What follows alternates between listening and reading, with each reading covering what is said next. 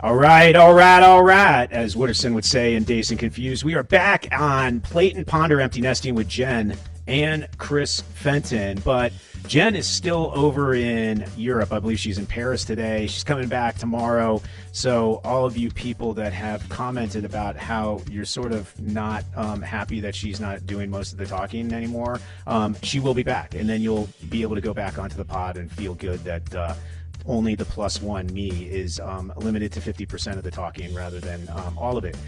That said, we are in 40 markets around the world. We want you to download, subscribe, follow, enjoy, and review as long as it's good. Today, which is a fantastic day for me, I am reconnecting with one of my groomsmen from my wedding 21 years ago. Jen's wedding, too. She was there. His name is Greg Cohen. And he's joining us from South Florida, relatively close to where Billy McIlvain did the other day. Greg is probably one of my longest time friends of all time. I think it goes all the way back to when we played on the Bumblebee Palm Beach Gardens rec team when we were like 3 or 4 years old. We went to preschool together, all that kind of stuff, and we have stayed in touch ever since. So, Greg, welcome to Plate and Ponder. Thanks for having me. Dude, we're pumped up to have you.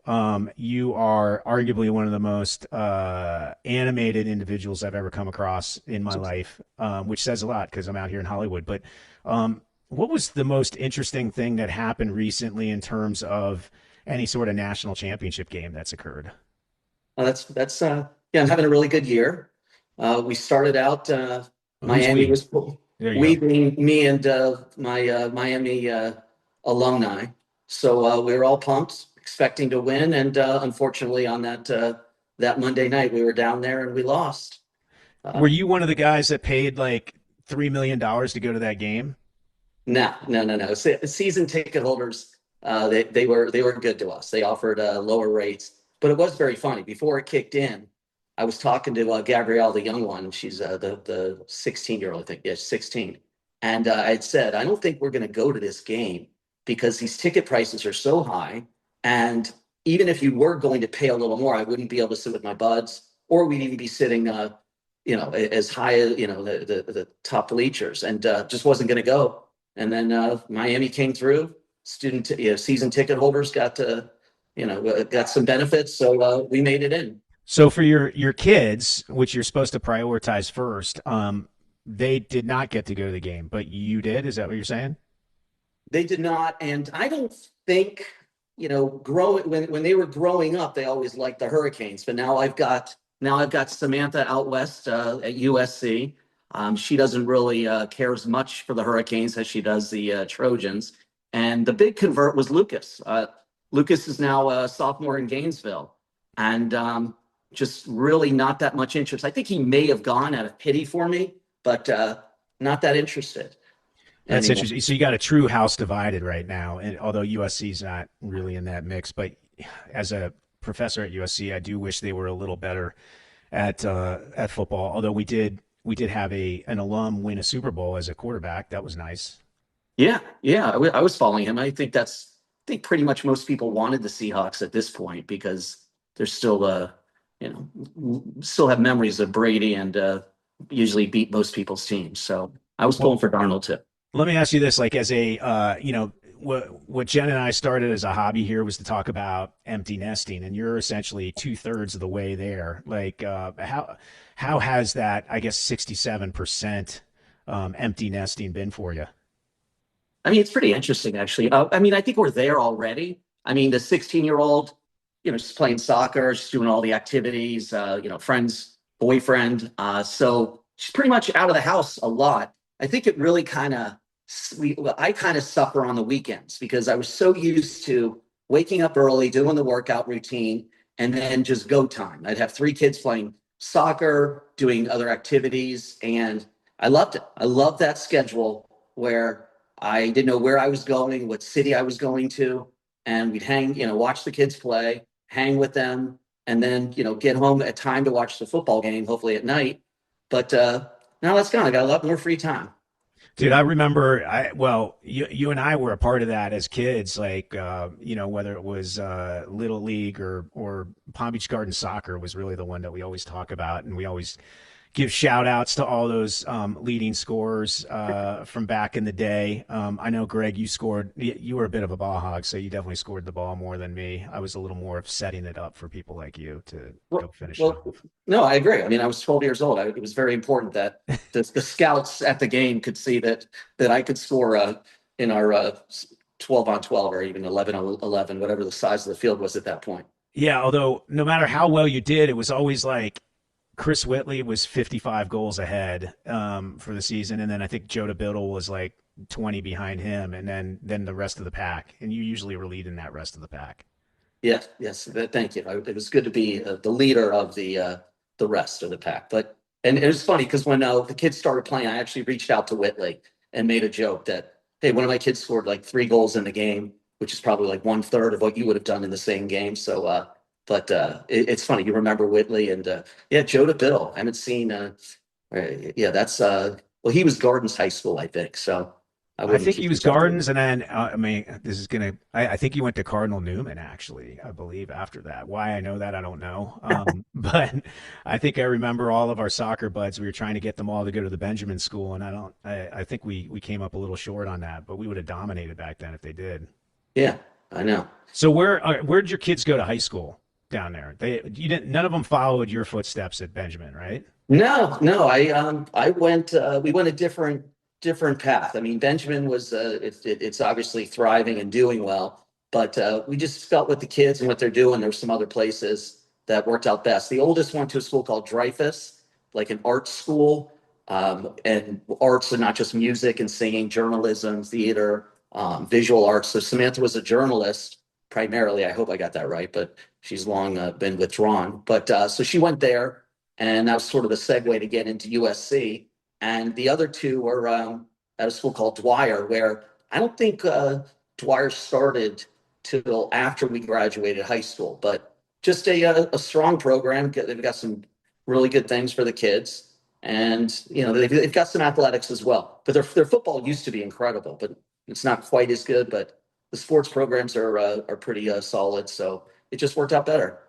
Well, tell me about. So it is interesting because you talked about how Dwyer didn't even exist. I mean, I was talking to Billy Mack whenever that was Friday, about Benjamin School because like when you and I and he and all of our buddies started that school, North Palm Beach private school. It was I think we did preschool and kindergarten and then through that grammar school. And at the time when we first started there, it didn't even go through high school. And then eventually it got through high school. And I think there were 48 kids or something in our senior class. And now it's like I think double that. But that's sort of the way a lot of the school system is down there on the public side too, because I mean the population has like boomed since we were kids down there, right? Right, right. But you do have a lot more of the high schools.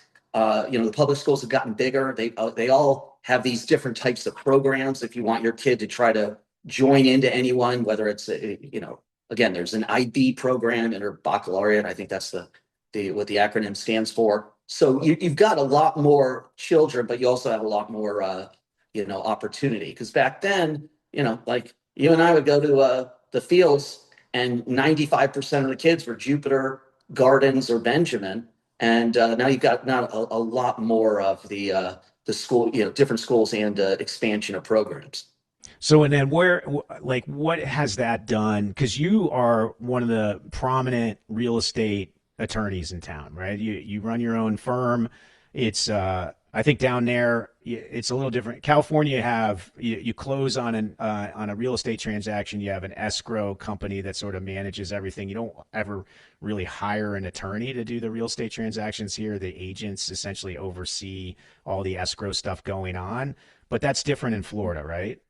Well, there are some similarities. I mean, the question is who's allowed to do what. With being an attorney, we're allowed to practice law. That's defined a certain way. As real estate agents, there's approved forms by the state where things can be filled in. So, again, it's more, we work more as a team with the real estate agents because if, again, there's some things that they can accomplish. Sometimes there's issues and we just kind of try to work together to figure out all the details, but we don't really run with it necessarily. We could, but that's not always the best thing. You need to kind of figure out where everybody is in the process. So it sounds a little bit similar to California. I'd be curious how your real estate market is there, because every other day I'm hearing from real estate agents down here that we're going to have this influx of people from California, influx of people. There was the guy who was elected for mayor of New York. They're all coming. So I'm not sure if that's taken off quite so much, but I don't know Yeah, how. I think the situation out here is that taxes are extremely high. I mean, I think the top bracket on a state tax is something like 13. I think it's 13.4%, something like that. So that's on top of your federal, which is insane. And then on top of it, we have crazy taxes on everything. I mean, in fact, I was driving by, I think oil prices are still in that like $60 a barrel range, but we're still at over $5 a gallon just to fill up your car. So that's, insane in terms of, like, I do a lot of business in Nashville and upstate New York and various other places, and gas is like below $3 a gallon. So we're paying pretty much double the standard. I don't know what it costs in your neck of the woods, but taxes are crazy. So people are leaving. I think I haven't heard a lot of people making the move to Florida other than a handful of like Miami's, but for the most part, it's like Texas, Nevada, various other places that aren't quite as far east. Nashville actually picked up a lot of people, that area, Tennessee. But yeah, Florida is not one. I think that's more of a Northeast thing in particular, what the news is saying about New York City. Right. Well, we definitely had the first wave, and I'm not, again, I practicing, and you use the word prominent, which is a very funny term. I don't know about that, but like practicing all the time, watching what happens and just kind of gathering information from people. I think we had the huge initial New York movement, obviously, when COVID kicked in. We were a little bit more, or a lot more, however anybody looks at it, outside and things like that. So you had a lot of the movement then, which helped increase our prices. And now we're back to like more of a normal thing where people are still, obviously moving, but it's not this rush or wave. Although, I don't know what changes it. I don't know if a snowstorm changes it. It doesn't seem like that's the case. You don't just decide after living in New York for 15, 20 years that, there's a snowstorm, I got to get out of here.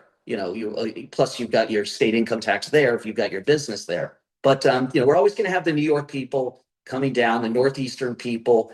California, we will get people. And I'm still fascinated because, the question to me is taxes versus your weather out there is pretty incredible. I don't know if it's quite worth that state income tax rate or the gas rate, but it's pretty nice. Yeah, it's pretty nice, except today it's been like an absolute like thunderstorm craziness. Like, if you can see behind me here that it's gray skies. It's not, it's raining right now, but not like it was before. I think some of my chairs tried to fly off our balcony out here. So we're going through one of those crazy winter storms, but we haven't had any in like literally, I think we had 2 months of 75 and sunny. In fact, I think I surfed 3 days in a row before today. So the water's still warm, and yeah, you can't beat the weather out here. What about on the real estate sort of like dynamic? Like, are there one thing about the higher end zip codes in California, and I don't know if it's the same way like as you get inland where it's more of a middle class type of setup, but there's like zero inventory for sale, like nothing. So that's like the thing that's allowing the prices to stay in, I would say, inflated for as long as they have. Is the inventory situation down there getting any different? Well, I'm not really reading reports.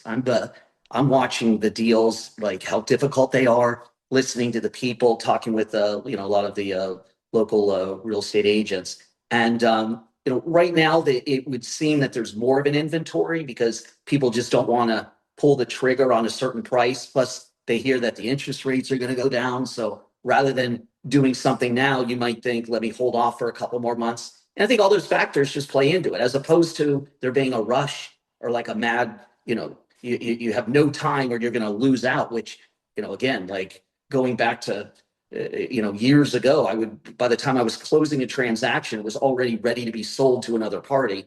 But, that was just the mood down here. But I don't think we're obviously not there. And I don't think we're the opposite where properties are going into foreclosure or short sale. But I am starting to see it a little bit.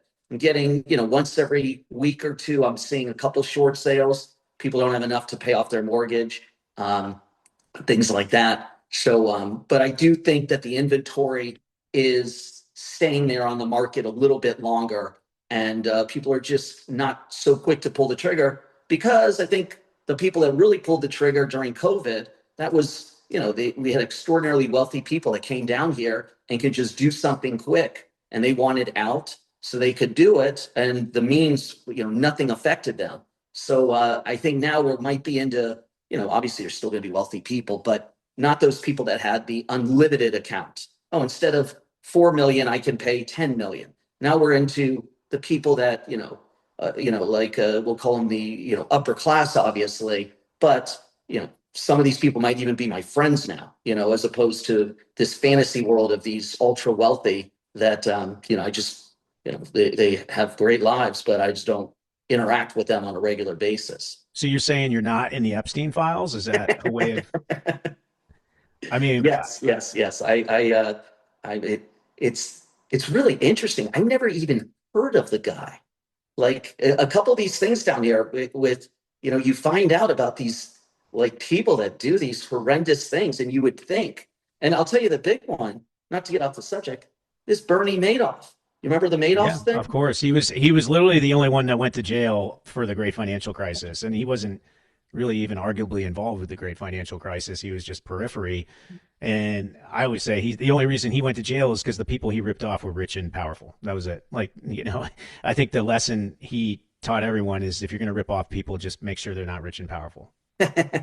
Well, when it first came out, you had all of his investors, ultra wealthy people, obviously they didn't know. And then you just started to check around. Did anybody ever meet him? Did you ever know him?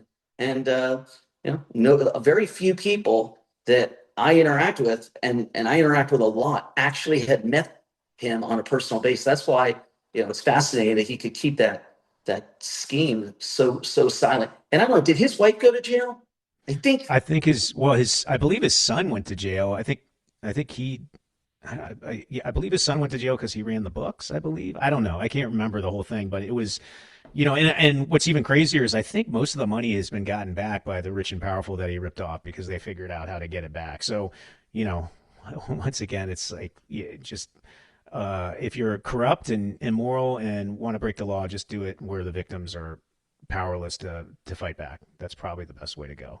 And Right. I think the Epstein files, I think, is just like a whole other elevation of Madoff. I mean, he's practically a neighbor of yours, but you never came across him. Right. I mean, neighbor that he lives in the same county as me, but if I look across the street, I'm fairly certain that that house or my house looks nothing like the house across the street or Madoff's house, That's true. pre-jail. So Do you know anybody with the last name Epstein? Because I know quite a few, and I'm wondering what they're going to do about that. it's, it's funny. I recall some maiden names, so at least they married and got rid of it. So I mean, look, it'll help their marriage because there's no way they're going back. So That's true. It's almost like getting a tattoo of your wife. You pretty much got to stay in there. Although Jen and I don't need tattoos because we're in it for life. Although we have talked about like in eternity, what are we gonna do? Like that's the question. We're still working that one out. that's good. I mean, you got the podcast, so Yeah, I mean, actually, it would be good to do one up in heaven. That would be sort of fun. There's a lot of people I'd be interested in talking to up there for sure. So how about with the kids? So back to the empty nesting subject, right? Like now you have Samantha's going to be graduating this year, right? Which is yes. insane to me. It's even more insane and slightly offensive that she's never taken my class, which, that was an easy A for her if she just came around and actually did it. But that's all right. I get it. I get it.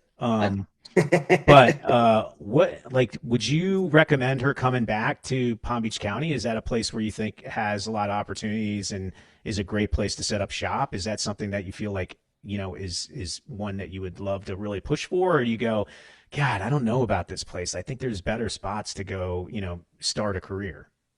Well, I don't think there's any place better to live than, South Florida, weather, let's focus on like the things that matter, or California for that matter. But it's interesting having watched so much, and just like you, watching sports growing up. I kind of knew a little bit about USC and UCLA, but when you go out there and you spend a little more time, you find out that it's just two different worlds. I mean, here we are. We've got like a huge financial hub here, a lot of investment bankers, Wall Street guys trying to come down. You go out to California, you got the entertainment industry and the marketing industry for talent. So, for me, if she wants to stay in those areas, then I'm all good. And it's probably better selfishly, obviously I'd like her closer to me, that she stays out there for that economy. And eventually, hopefully there's a reason to come back. But, I think you have to pick what you're trying to do. I mean, I always tell kids, I was talking to some guy the other night, he wants to go to law school. And he's like, well, where do I apply? I said, look, if you get into if you're super smart, like my friend Chris Fenton, you could get into Cornell. But, if you're like Greg Cohen, you're just going to sneak into Miami or Tulane, you do that. But the main thing you do, and I'm not sure how, it is you try to stay where you're going to work. Because when Yeah, you I go to think law that's a good school, one. That's a really good point. Although honestly, I don't think anybody went to Cornell to stay in upstate New York. But I could see. I mean, my daughter at Tulane, I could see her like staying down in NOLA. I don't know if she will. I think she does want to come back to Southern California.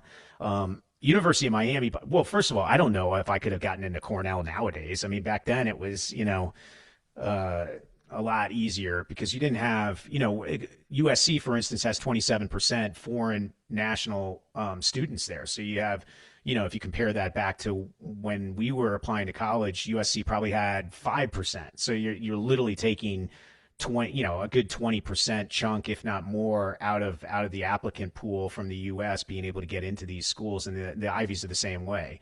Miami, I think, is extremely hard to get into, as is Tulane nowadays.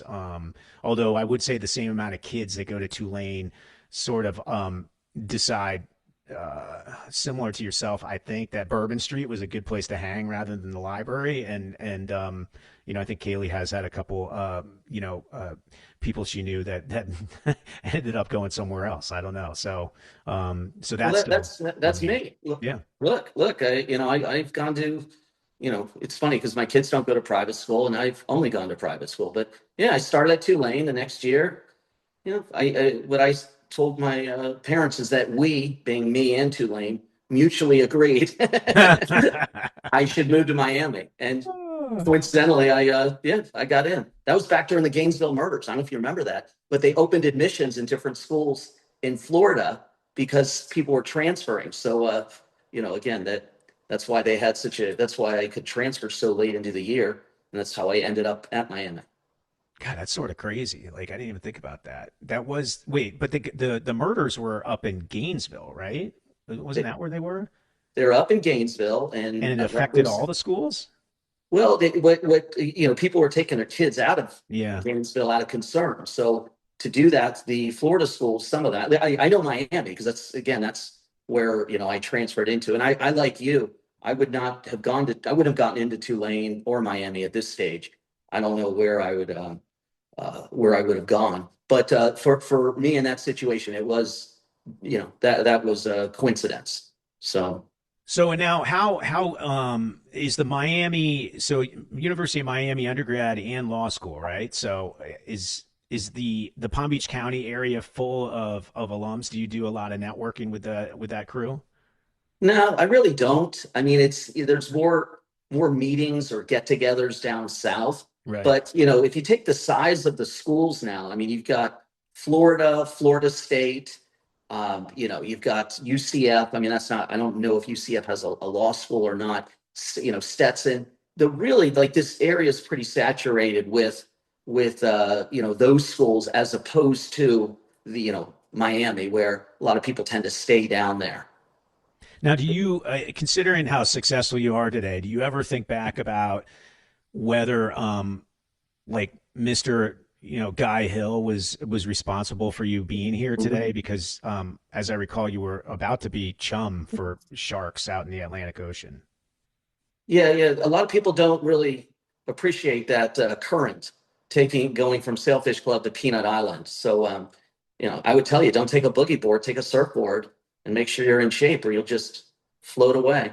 Yeah, there was just an anecdote in I think we were seventh grade, maybe. We decided all to go to play football on the sandbar at Peanut Island, which is across this channel that you jump off the Sailfish Marina dock with your surfboards, you paddle across this very busy waterway with lots of boats in it, and then you get to the other side, which is this sandbar, and you can go play football or whatever it is. There's a lot of people partying over there. It's great. As a 13-year-old, it was really like just sort of interesting to do the whole thing. Plus, you also knew that if your parents knew you were doing that, they would kill you. But we did it, and I think we were all launching from my house, and I had a bunch of surfboards that are really easy to just paddle across. And all we had left for Greg was this beat up like boogie board.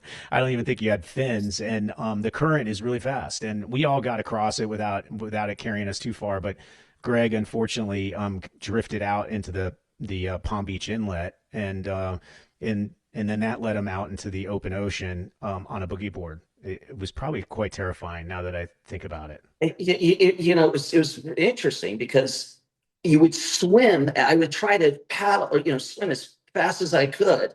And if I did that, I stayed idle. I didn't move. And so then when I'd rest, I would just start going. At a certain point, you're just like, yeah, I'm sure somebody's going to, pick me up. And they did. Yeah, So, well, and that inlet actually is known for a good amount of sharks. In fact, I used to fish off the jetty there and would hook sharks every once in a while. So it actually is quite scary. I don't know if Greg really knew what was underneath them as he was paddling. Did you? Did you no, even think no. about that? And I'm not, not a huge fan of sharks, even if people say that they're nice. So I don't know. I think I might have paddled a little harder had I known that. Well, No. what was good, I think didn't a dive boat first see you out in the ocean, and what they do? They signaled. They threw something over to me. I grabbed onto it, and then they just kind of took me over back to where I started, and then somebody else gave me a ride over. Oh, that's right. So That was Nat Hill's dad. So he was actually at the marina when you arrived by dive boat. I'm sure everybody that chartered that dive boat by the hour enjoyed the fact that they had to pick you up out in the ocean and drive all the way back into the marina, drop you off, and then go back out. I wonder if they gave any sort of refunds there or how that worked, or maybe they kept the boogie board as a payment of some sort. But anyway, the good thing is that the 10 of us over at the sandbar, after about an hour of playing, did notice that Greg was missing, and then that was about the time when you showed up, and we showed that we really cared that you were back, yes. and then we lived happily ever after, telling that story pretty much every time we're together, which is a lot of fun. It was yeah, it actually was funny in hindsight. But yeah, he saved me. Billy's dad helped me one night. Yeah. The I don't know, were you there when JW and I like the handcuffs to my tooth? So everybody's parents helped all of us. But which, by the way, you think about that, like all of us growing up had so much interaction because parents, helping us out, doing stuff. And even with like growing up back then, even police, if you happen to see them, it was always like hey, come on, guys, like grow up, don't be, so mischievous, and we'll let you on your way. But it seems that all that stuff has changed a little bit with, cameras, and I don't know if this is a subject. Well, for the most part, our parents had no idea where we were. I would say, other than when we were sleeping, they didn't really know what we were up to. We sort of had to do it all our own, and I think there was a lot of mischief and craziness. And then on top of it, we had the boating culture, which Billy and I were talking about the other day. I mean, you had 10, 11-year-old kids driving around boats that go 50 miles an hour, and we were kneeboarding, water skiing, you name it, behind them, going fishing, sometimes sneaking out into the open ocean on those little things. Like, it was sort of crazy. Look, even tubing, Little Lake Worth, that just going as fast as you can doing that circle. Yeah, yeah, yeah, yeah. Like all the, hydro slide in the middle of intracoastal. But yeah, it was but it was definitely different with the parents' involvement. So but because again, back then, I think most of my friends have been in a police car, but were never really arrested. And I don't think that happens nowadays. I think there's too much like volatility and anger, and too many, there's a lot, it seems that a lot more young kids have access to guns, and So you just don't get that life lesson where the police says, like almost like when you're let off a ticket and you feel like you have like a blessing. And the same way when the police are doing it, um, a little different nowadays. So I wouldn't be in school, and I guess I would have been arrested. Yeah, I do think it is interesting. I mean, as you're talking, I mean, I definitely had some instances where I was in a police car, and I actually there was one time where I actually had to go to a police station, um, and yeah, you think about it, it's sort of like a rite of passage in a way. All of us had that like moment where you realize, whoa, I pushed it too far, and that's like the red line I can't go past again, because if I do it again, then it gets really bad. And you wonder whether kids actually have found that red line in whatever way they can nowadays, or whether they haven't. I don't know. I guess TBD. We're hoping we did it right as parents, given what the modern day society is. Right. And by the way, for your audience, this isn't like we're doing lines of coke or drugs. This is like idiots that one day, go play mailbox baseball, which doesn't really sound that good. But again, it's sort of a mischievous intent, not like an ulterior motive, feel good intent. So just to clarify, if, when the police were there, it was that kind of crime. Yeah, yeah, yes. These are not like find us in the Epstein files type of situations. Yeah. That's for sure. Or in the Bernie Madoff files, for that matter. Right. White collar, blue collar. We avoided the real stuff, but it definitely did scare the crap out of us. There's no doubt about that, and it did. I think it shapes you up a little bit and forms you into the adults we are today. That's actually a good sort of like kind of thing to close on, but. I'm curious. Like, I do wonder about your occupation and where you see AI technology changing things, right? Like, is the use of, say, paralegals or associates, is that going to be sort of less common moving forward? Like, do you see AI technology being much more of a tool to really efficiently, mitigate headcount, or maybe you can say, not while I'm here, so that all your employees feel great, but like, do you see that just generally being the case in the legal field? Well, I think it helps with like general ideas, research a little bit.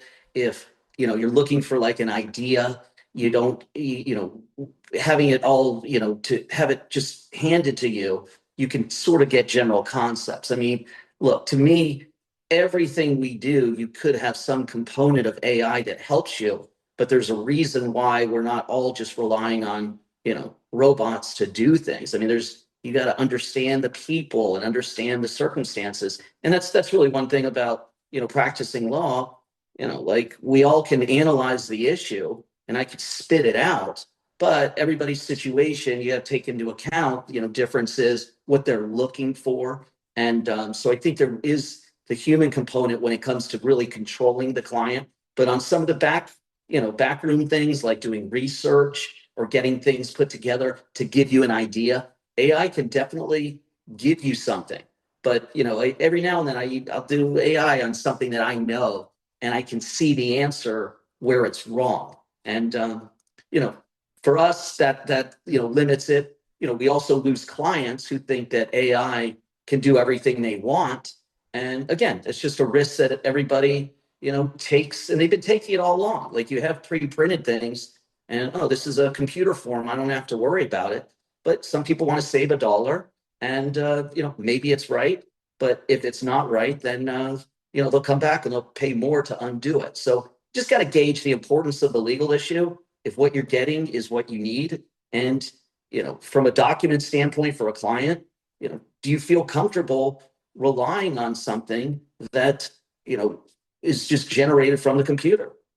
So again, with clients, we have to address that. And also, like I said, behind the scenes, there is some AI that can speed up the research or preparatory work to give you boundaries. Well, it does sound like it's sort of a subtle way of saying yes, it is going to make things more efficient. Whether that's with headcount or not, that's hard to say. Maybe it's just more of a tool that amplifies people's ability to get stuff done. I will say that my favorite way of using AI is not going to replace anybody. It's essentially taking old photos and placing Jeffrey Epstein into them. I think it's really fun to do with people that you like. Just go, oh my God, do you remember that? I didn't know he was at that party. It's quite fun. I'll find one of you and I, and I'll make sure Jeffrey was there. Yes. Thank you. So I think this was an awesome episode. What I'm going to ask you to do as we head out is give us one last piece of empty nesting advice, if you have some, because you've done it twice and you got one more that's still in the house, but you're getting there to be fully empty nest. So any last advice? I mean, look, it's different, but you just appreciate things a little more. I mean, my kids will call me more from college because they have actual questions that matter. So, again, it makes you more excited. They're not in the house. But when you get that phone call, it's like, oh, this must, first you're going to check, is everything all right? And then you can actually have some exciting conversations. So just try to make the best. And other than that, I just ruined Randy's day asking her a million questions on what to do. So shoot, I'm surprised she'll go on the next trip with Jen. There's a reason why Jen's in Europe right now. She's like, I got to get away from him. It's been empty nesting. It's been too much Chris all day long. Anyway, well, I appreciate you being on here. This is the great Maher of real estate attorney transactions in all of Palm Beach County. It's the great Greg Cohen, my longest time friend, probably of 50 years now, which is incredible. So I appreciate everybody tuning in. This is Plate and Ponder, Empty Nesting with Jen and Chris Fenton, although today was with Greg Cohen. And we will be back in all 40 plus countries with another episode coming soon. And I promise Jen will be on that one. So until next time, thanks so much. Keep it real.